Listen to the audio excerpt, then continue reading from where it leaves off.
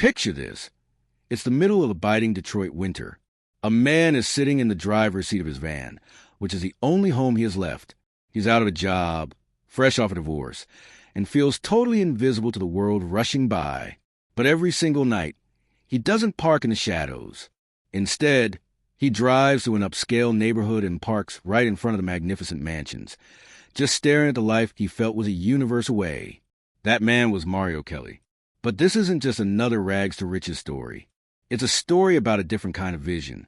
It's about how a guy with nothing but a dream, a van, and a few bucks saw incredible value where everyone else saw, well, nothing.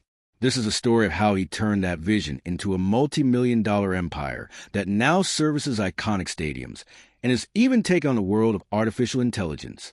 It's proof that your starting point has absolutely no say in your final destination. This man was once homeless, with just $27 to his name.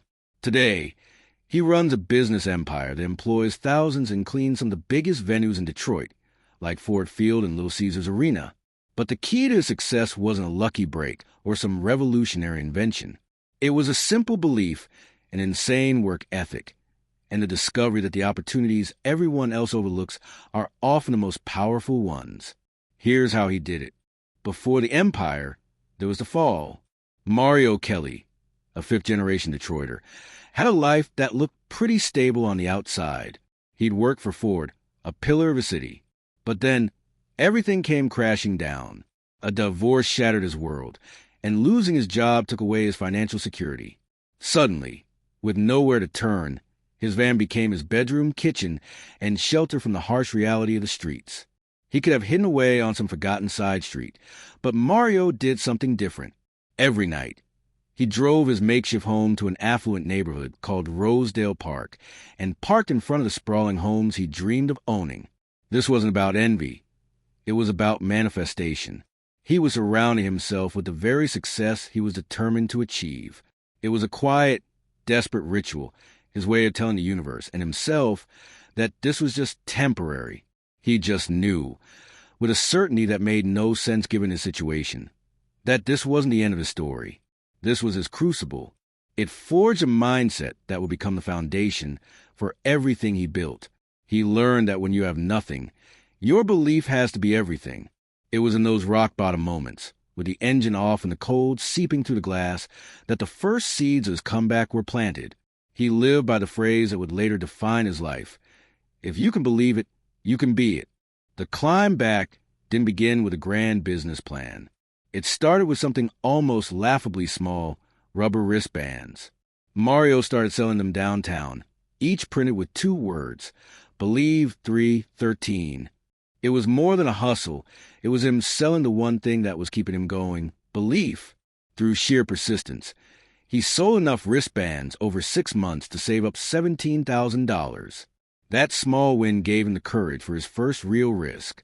He found a derelict house with so many code violations that everyone else ran from it. But where others saw a money pit, Mario saw an opportunity. He took his savings and bought the house for just $6,500. Then, he started the grueling work of renovating it himself, living in the dust and debris, and renting out each room as he finished it. This created the first slow trickle of income he'd had in ages. But the real, scalable idea was still to come, and it came from a simple observation. Buildings need to be cleaned. It was an industry hidden in plain sight. While touring the Shinola factory, a symbol of Detroit's resurgence, he overheard an employee complaining about their terrible cleaning company. With no company, no staff, and no experience, Mario Kelly did the unthinkable. He jumped in and said, "I have a cleaning company." And miraculously, they told him to write a proposal. He got the contract. The moment he got the call, he was at home, living next door to a church. He literally ran out the door, straight to that church, and prayed, thanking God for the chance he'd just been given. But the celebration was short-lived because a terrifying thought hit him. Now he actually had to do it. This is where the story shifts from belief to pure, unfiltered grit. Mario took the last $27 he had and bought a mop bucket and some basic cleaning supplies. That was the entire startup capital for what would become 313 Cleaning. He wasn't just a CEO. He was a manager in the entire janitorial staff, all rolled into one. Those early days were a blur of nonstop work. He wasn't just cleaning. He was building a company from scratch while doing all the labor himself. He had to learn how to bid for jobs, manage clients, and figure out how to scale an operation that started with just him. There were failures and moments of doubt when giving up must have seemed like the only logical choice. But every time he got knocked down, the memory of sleeping in that van and the promise he made himself in front of those mansions pushed him forward.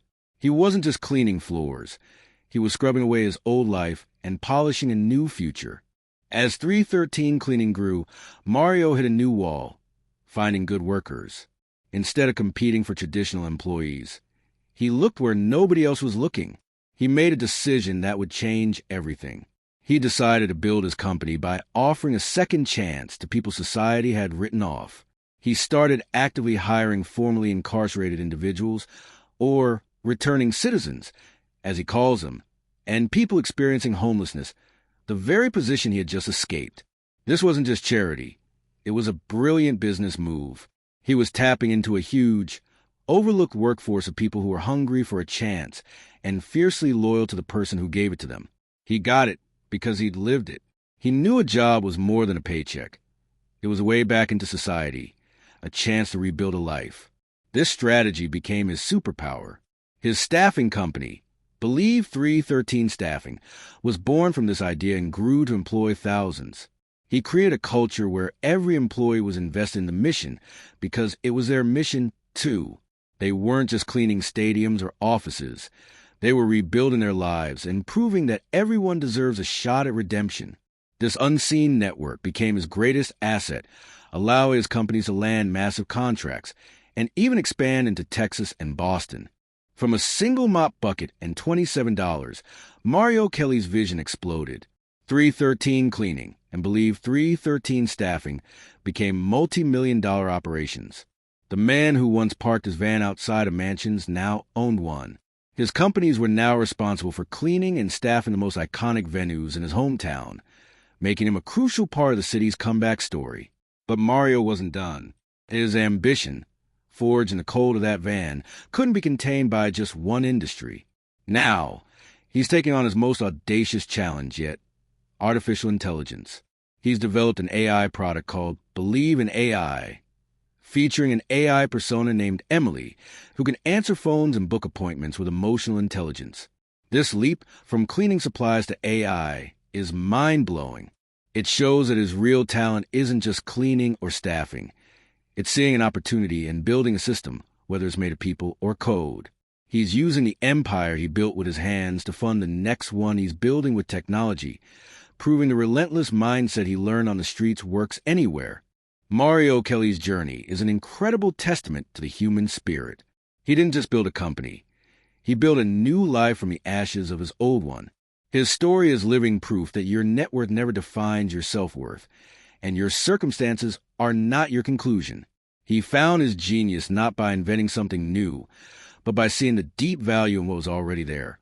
A rundown house, a simple cleaning contract, and most importantly, the untapped potential in people who just needed someone to believe in them. His legacy isn't just the multi-million-dollar companies he's built, but the thousands of lives he's changed by offering a second chance. He built an empire on a simple, powerful idea he first printed on a rubber wristband. Believe. He saw wealth where others saw waste and built an empire not just on profit, but on purpose. If this story inspired you, make sure to subscribe for more stories about people who defied the odds. And let us know in the comments, what's one overlooked opportunity you believe has hidden value?